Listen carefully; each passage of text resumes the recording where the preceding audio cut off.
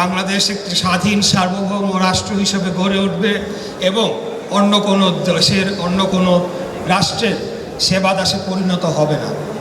যে কারণে মহান মুক্তিযুদ্ধ হয়েছিল 1971 সালে তৎকালীন পাকিস্তান কর্তৃক আমাদের দেশকে দাবিয়ে রেখে একটি ভিন্ন রাষ্ট্রের একটি দাস হিসাবে আমাদেরকে দাবিয়ে রাখতে চেষ্টা করেছিল। তার প্রতিবাদে জনগণ জেগে ওঠে এবং যুদ্ধ করে।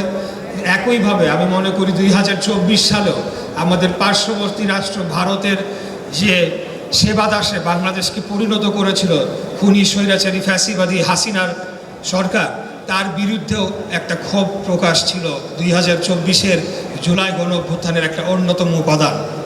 আমাদের সামাজিক যোগাযোগ মাধ্যম সহ বিভিন্ন জায়গায় খুনি হাসিনা, যে দিল্লিতে পলাতক খুনি, সেই খুনি বলার চেষ্টা করছে সে নাকি আবার ফেরত আসবে এবং তার কিছু দোসররা যারা বিভিন্নভাবে আমাদের দেশের ভেতরে লুকিয়ে রয়েছে তারা ঝটিকা মিছিল করে বিভিন্নভাবে জানান দেওয়ার চেষ্টা করছে তারা বাংলাদেশের রাজনীতিতে আবার প্রতিষ্ঠিত হতে চায়।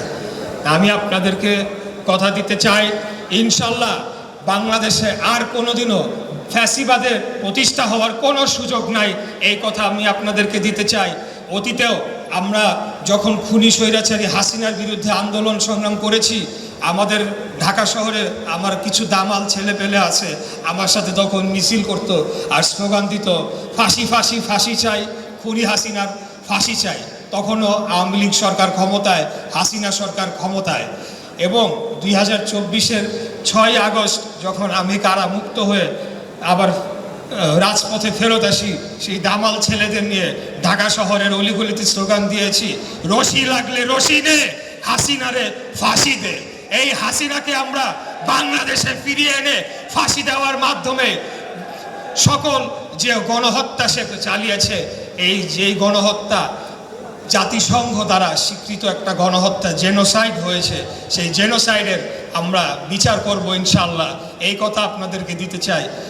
আমি সেই সাথে আরও যোগ করতে চাই যে জুলাইয়ের প্রত্যেক শহীদ 843 জন গ্যাজেটভুক্ত যারা শহীদ হয়েছেন, এর বাইরেও অনেকেও আমরা ধারণা করি যে এখন পর্যন্ত তালিকাভুক্ত করা যায়নি, তথ্যের অভাবে হোক বা যে কোনো কারণেই হোক।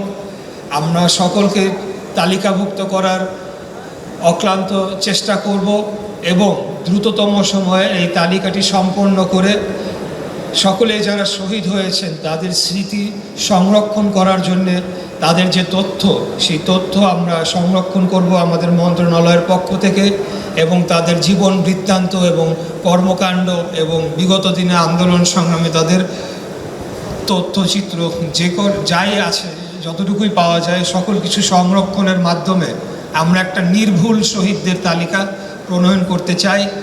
খুনি স্বৈরাচারী ফ্যাসিবাদী হাসিনার বিরুদ্ধে এবং তার দীর্ঘ 17 বছরের গুম খুন হত্যা এবং অত্যাচার নির্যাতন জুলুমের বিরুদ্ধে যে পুঞ্জীভূত ক্ষোভ জনগণের মাঝে জমা হয়েছিল, সেটির বিস্ফোরণ ঘটেছিল এবং ছাত্র জনতা দলমত নির্বিশেষে এক কাতারে তারা রাজপথে নেমে এসে স্বৈরাচারের পতন ঘটিয়েছিল।